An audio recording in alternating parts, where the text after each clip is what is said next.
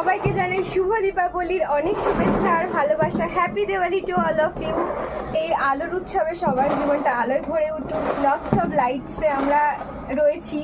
সবাই খুব আনন্দ করো, সবার পরিবারের সাথে বন্ধুদের সাথে মজা করে কালী পুজোটা কাটাও, দিওয়ালি সেলিব্রেট করো এবং বাজি চাইলেও ফাটাতে পারো, কিন্তু এরকম করে ফাটিও যাতে কারোর জন্য হার্ম না হয়।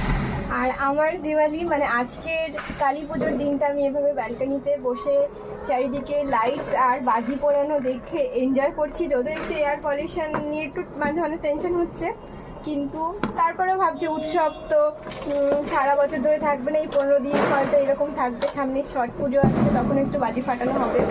তো এই উৎসবের জন্য মাঝে মাঝে আমাদের একটুখানি নিয়ম ভাঙার প্রয়োজন আছে। আমি বাজি ফাটাতে ভয় পাই, কিন্তু বাজি ফাটানো দেখতে বেশ ভালোই লাগছে। তো আমি এইভাবে এনজয় করছি। তোমরা কে কী করছো জানিও।